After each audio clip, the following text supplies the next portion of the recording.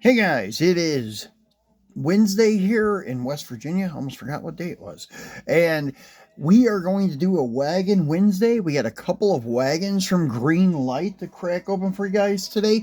One of them is a chase piece, a green machine. And usually I don't do the green machines or chase pieces very often at all, unless it's something that looks like it could be stock, something like that. That's why, like, probably the only things that you'll see in my collection really are like a couple super treasure hunts, and there's a ultra red wagon that I have, and I will swap it, and I put a set of gold Daytons on it from an Auto World Lincoln.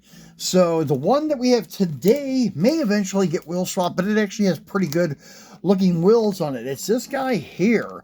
This is the 77 Pontiac Le Mans Safari, and this is from, I think it's release 5? Let's see. Release 4. Okay, series 4. And as you can see, it has a blue interior, and I forgot to bring the other one over here. Give me 1 second.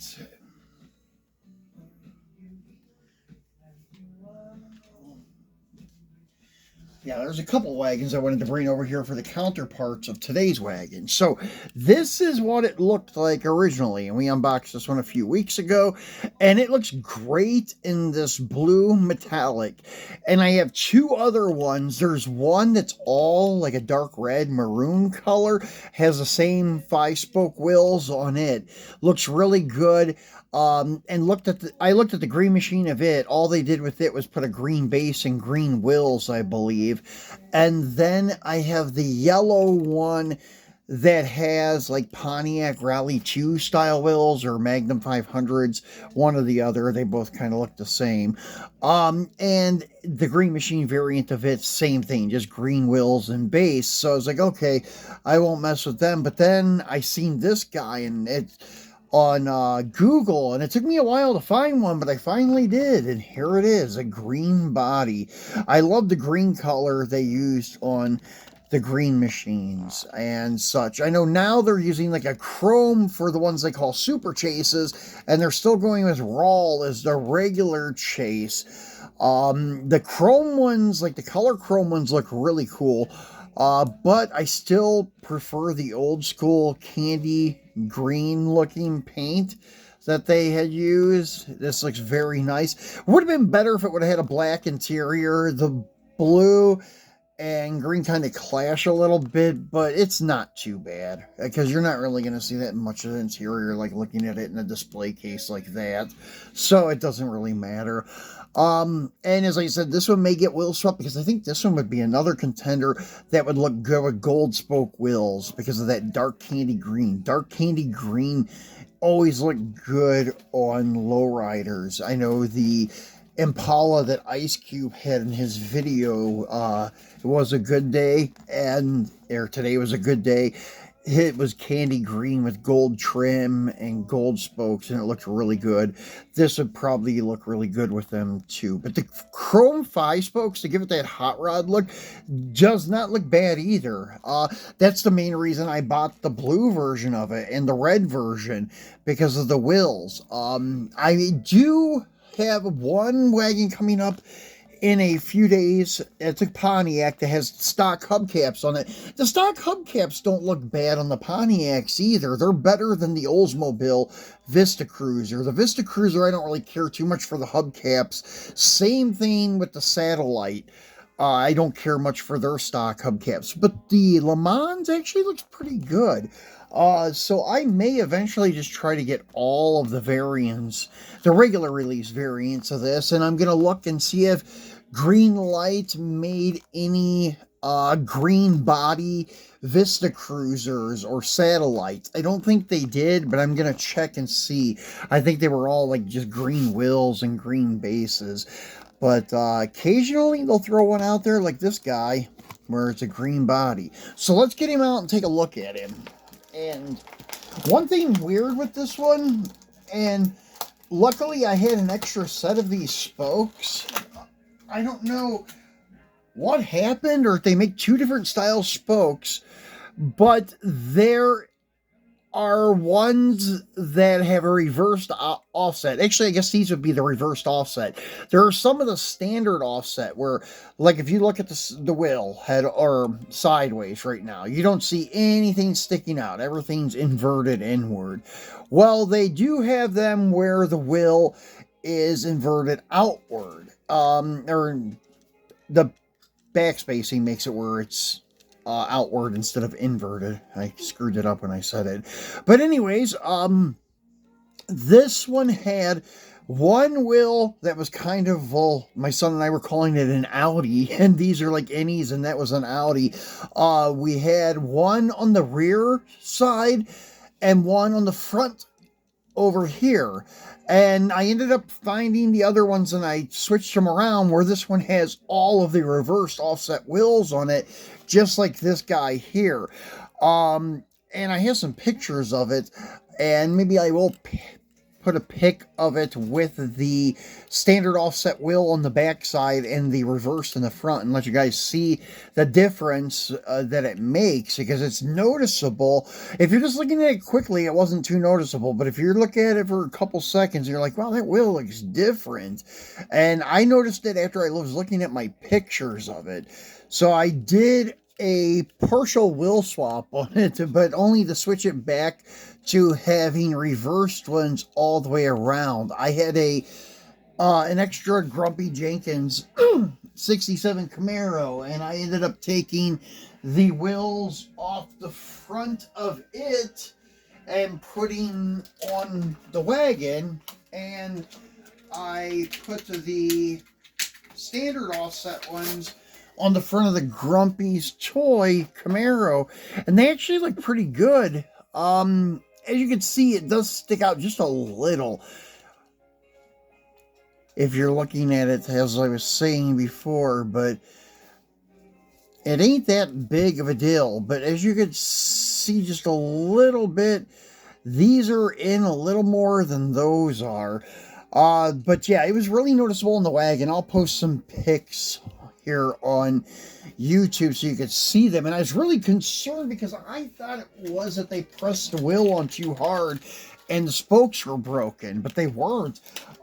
Actually, I was a little bit worried that when I did this wheel swap, I was going to break one on the Camaro or one on the wagon, and it didn't happen. It actually came off. They all came off fairly easy, so it went great. I got the reversed offset on all four corners of this guy, and then I got standard offsets on the front of the Camaro with reverse offsets on the back, which looks good set up that way. So yeah, I was really happy to be able to do that, but I will post the pictures here on YouTube later today so you could see what I was talking about. Now, the second wagon we have for you guys is the 70 Oldsmobile Vista Cruiser pace car. It's supposed to be like the official Oldsmobile Hearst pace car, and they did do another one, and it was a 72, and it's actually my favorite one. It's this guy here. It has the gold stuff and like the Hearst emblem on it and such. This may not even be a Hearst one. Actually, this may just be like a 442 pace car, because I do not see anything here that says anything about Hearst on it like this one here. This one has it on the back quarter panel, as you can see, and such. So yeah, this one may not even be a Hearst. I don't know. Let me see. Yeah, it doesn't say nothing about it on the package, and I don't really quite remember what the package looked like on this one. But yeah, this is the Hearst one, and it's a 72 model, and this is the 70 model. And there are some on eBay that have a blank side. There's nothing on it. It's just white. And it said that is the Chase model. I don't think it's the Chase model. I think it's an error, but I didn't try to find the Chase variant of this one. I know this guy here is a green body one, and it is a cool looking one, but I haven't found any for a reasonable price. But this one here, I'm not sure, but I have seen that error where there's no print on the side. There's been a couple of them up for grabs with that type of paint. And it looks pretty good, actually. But the pace car stuff and Oldsmobile and all that on the side of the vehicle actually looks pretty good. So I don't really want to take it off and stuff. But having one that was made that way may actually look pretty cool. And as I said, some people are labeling it as a chase car. I think it's just an error, not a chase car, because I've never heard of Greenlight doing something like that where they just removed the tampos and that's the chase car. That's usually not the case. Usually it's green something, green wheels and green base or green body. Up until over the past like maybe 5 years when they started doing the raw stuff, and then they kind of got carried away with that. And I think a lot of people started complaining and not liking the chase stuff. And anyways, they brought back the green paint, but as a green chrome, and then they started doing color chrome and stuff. So there's a lot of different chase stuff out there from Greenlight now, which is kind of cool. It reminds me of the old days when you actually wanted to find a green machine when it had the green body. Nowadays, up until this past year, I didn't even want to find a green machine because I didn't like the raw bodies, or I don't like the green wheels and green base and such. I didn't mind the green tires on some because most of those were accompanied with green wheels and green body, so you had all three, and that looked kind of cool. But just to have green wheels and a green base, I'm not a fan of it. I've actually have a Ram Charger that I swapped around because the green machine was actually cheaper than the regular variant because nobody wanted the regular or wanted the green machine. So I bought the green machine one and put regular wheels and tires on it and put a regular wheel and tire spare on it. But as you can see, the base is still a green machine base. So yeah, it was just because I don't care much for the green machines. So that's pretty much it for today, guys, for our Wagon Wednesday. We got a couple new ones in the stable. I think we're up to like 46 or 47 wagons nowadays. So we'll be back again on Friday. We are taking the day off tomorrow for Thursday, and then we'll be back on Friday for the Free It Friday, and we have a cool hitch and tow set to crack open for you guys. I'm not sure, we may have something else in store too that would accommodate the hitch and tow set that we're unboxing. I'm not sure it's going to be here on time, and I'm also worried about the condition once it does get here. So we'll find out here in a day or so if it arrives or not, and then if not, we'll see you on Friday with just a hitch and tow set. So thanks for watching, guys, and talk to you soon.